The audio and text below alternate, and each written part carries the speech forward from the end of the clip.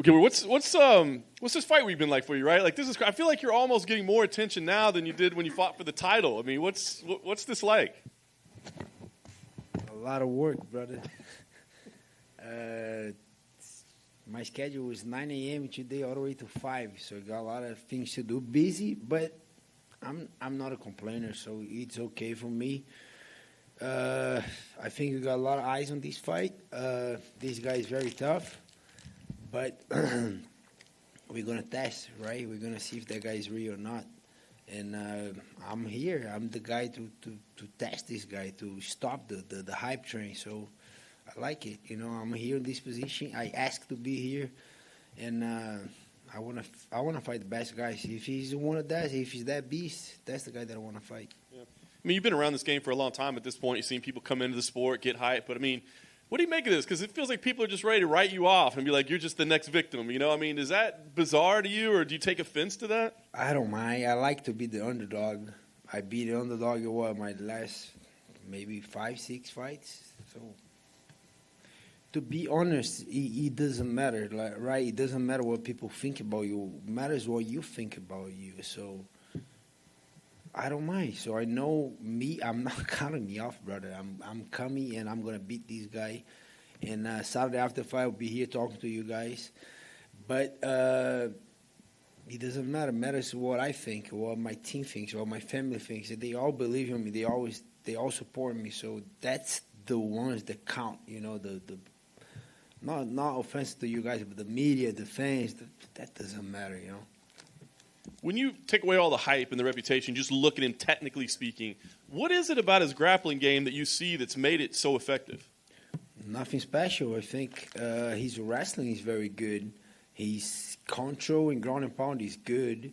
And the fact that he's very long, it helps too. So then he get good grips, good control, knows where to put the weight. Very technical, hits hard. But the opponents didn't help as well too. Those guys don't know how to get up. The other one don't know how to wrestle. I don't even know. I gotta look at watch his first 2 UFC opponents. Do you know their name? Anyone? No one knows. So those guys, for sure, they're pretty tough to be in the UFC, but they not Gilbert Burns. They're not on the top of this division. So, all due respect, sorry for you if you were one of these guys. No offense, but I'm at the top of the division. You know, I give these guys the opportunity. I want to fight him because I believe he's very good.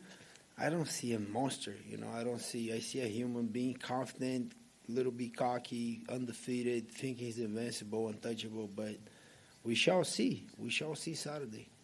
Like I said, you're clearly the most decorated person that he's fought so far. Do you think he'll be as aggressive as he has been in those other fights, knowing what's at stake here? Or do you think he even knows, I got to take this one a little bit differently? To be honest, I don't know. I'm ready.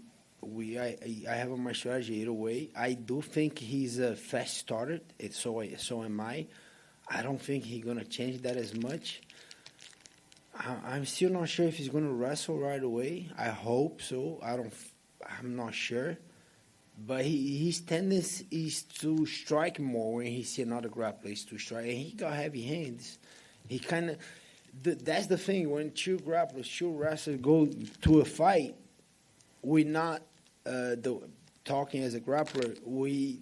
I know the guy doesn't have a better striking than me, so we both get comfortable. That's why sometimes when 2 grapplers, 2 wrestle grappler go to a fight, they finish with end up being a stand-up war because of that. Because that guy doesn't have a better striking than me, so both guys have the same mentality. Sometimes he comes with that mentality, but I don't know. I got to ask him and let me know. I think he's going to wrestle. We'll get the answer to you. And I guess last thing for me, I mean, obviously people are saying if he wins, he fights for the title. Do you have a plan in mind of what you should deserve? I mean, like you said, you're one of the few guys that put your hands in the air and said, give me this guy that you guys all say is a killer. Do you know what that should earn you or what you should deserve after this? I don't know. We'll see. I think everything depends about the performance. If I go out there and get a finish, I believe I earn it. Bro, no sad stories. You know, if I don't, I'll fight another guy. Like, I'm not thinking too much ahead. Okay, because the scenario is so big. Kamaru gonna fight Leon. I think he's gonna win, but he might lose. Vicente is fighting Bilal. I do believe Vicente is gonna win. So it all depends, you know. Maybe Kamaru, maybe that fight goes to September. Maybe if he lost, it got to be a trilogy. So I'm not thinking too much ahead. You know, I have a big Russian problem in front of me. I'm never looking past this guy. I think he's a very tough, and I'm respecting that. Gilbert over here. Do you feel a chip on your shoulder heading into this fight because of how people are seemingly viewing this one? The betting lines, obviously the fans are going one way. You're flying under the radar here, but do you feel like you're fighting with the chip on your shoulder, or is this just any other fight for you? It's always a pressure going to the fight. Always, if they say, "Oh no, I'm not feeling pressure," they lying. It's always a pressure. I don't think I have a chip on my shoulder because freaking. The odds are saying that he's going to win. Everyone's saying he's going to win. He's all that monster. He's, to be honest, he's a little bit less. It's still pressure. I'm not going to say no. But it's a little bit less pressure because that guy's the hype train. He's supposed to win and fight Adesanya. So he's a little bit less pressure. It's still pressure. I'm not going to say, oh, no. He's still pressure, but kind of a little bit less pressure is on this guy. I'm giving him the opportunity. I'm the number 2. He got to come and take it. When Hamza was in here earlier, we asked him if this was the toughest fight of his career, and he said no. And then he named another opponent that he felt was tougher than you. Where does he rank on paper in terms of toughest matchups to prepare for? Because you fought the current champion, a guy many consider to be the best pound-for-pound fighter on the planet right now. You fought former title challengers. You fought former champions on the way up here. Where does Chimaev rank in terms of your toughest opponents on paper? He's right there, top 5, you know. I don't think he's number 1. I think Kamaru proved many times he's the number 1. And, got a couple other tough guys. Stephen Thompson, Maia in Brazil, you know. I think he's there, top 5 of my tough opponents. But we shall see, you know. I don't know. I'm going to answer that Saturday after the fight. And then last thing for me, when you come back here and you're talking to us, and at least that's what you're saying is going to happen on Saturday night. What's the headline going to read at the end of the fight? Is it just going to be Gilbert Burns beats Hamzat Chimaev, or is it going to be Gilbert Burns crushes Hamzat Chimaev? Like, what is the headline going to read across the globe after Saturday? I don't know. I wish I knew, but we shall see. I think I'm going to get a finish with this guy, but I don't know. He's very tough, so I'm kind of respecting that. But I do believe the way we both fight, I'm going to get a finish. Durinho, real quick. Hamzat came up here and he said that you weren't his toughest opponent that he's had. But, I mean, if you look at the numbers, obviously you're the most decorated. You're the one that has achieved the most. What do you make of that? Do you feel like that's just part of the media, part of the talk, or what do you make of those comments? Merry Christmas for this guy. It is what it is. Whatever he want to say, that's it, yeah. And we took out that workout video on MMA Junkie, and it blew up, and it received a crazy response. Just wondering, have people reached out to you? Because people were shocked that you were able to do that kind of work. Shit. Last Saturday I had another one, and then I do believe I did a lot better, but those guys at IAGP, they did a great job making me ready. All the guys at Sanford, was a very hard training. A lot of people have been talking about that, but overall it was a very tough camp. Like, because I did a couple 5 rounds. I did 3 5 rounds camp. One was canceled in the first one in Abu Dhabi. Then I had one with Tyron Woodley and one with Kamaru. Those are freaking tough training camps too. But this one, brother, this one was hard, bro, because all the things. So everybody was pushing me hard, extra, giving me rounds, freaking going to sparring, Shark Tank. This guy 1 minute, then another guy 1 minute, then another guy. So I believe I'm on a very good shape right now. But yeah, that training was tough, bro. Yeah, glad those are behind you now, and only the fight is ahead.